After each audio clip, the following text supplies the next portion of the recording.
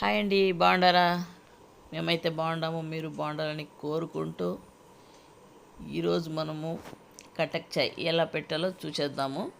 2 ఇంచుల అల్లం తీసుకున్నాను, 2 ఇంచుల దాల్చిన చెక్క తీసుకున్నాను, 4 యాలకులు దంచి పెట్టుకున్నాను, అన్నీ కలిపి దంచి పెట్టుకున్నాను.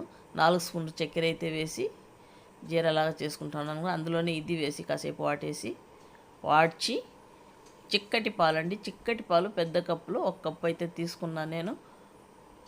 1 కప్పు పైన 1.5 కప్పు పైనే నీళ్లు పోసుకున్నాను. ఎందుకంటే చిక్కటి పాలు కదా, నలుగురికి నేను టీ పెడతా ఉన్నాను, బాగుంటుంది.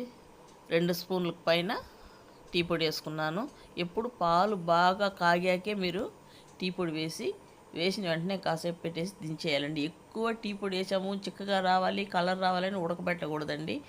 అలా ఉడకబెట్టినామంటే తేడాగా ఉంటుంది టేస్టే. మీరు నేను చెప్పిన విధంగా మీరు ఎప్పుడైనా మామూలు టీ కానివ్వండి, ఇది కానివ్వండి, మీరు పెట్టి చూడండి, మీకే నచ్చుతుంది. నేనైతే టీ ఆ విధంగానే పాలు బాగా మరిగాకనే నేను పెడతానండి. అలా పెడితేనే బాగుంటుంది, పాలు వాసన అయితే రాదు. ఇప్పుడు ఎన్నో రకాల ఛాయలు ఉంటుంది కదా, ఇరాన్ ఛాయ్ ఉంటుంది, ఇరాన్ బిస్కెట్, ఇలా చాలా ఉంటుంది. మీరు కూడా ట్రై చేయండి, బాగుంటుంది. ఇంకా తాగేస్తామా? వేడి వేడిగా కటక్ చాయ్ రెడీ అయిపోయిందండి. మీరు కూడా ఈ విధంగా ట్రై చేసి చూడండి. నేను పెట్టిన విధానం మీకు నచ్చితే మీరు పెట్టి కామెంట్లో నాకు పెట్టండి ప్లీజ్ అండి. అలాగే నా ఛానల్ లైక్ చేయండి, షేర్ చేయండి, సబ్స్క్రైబ్ చేయండి.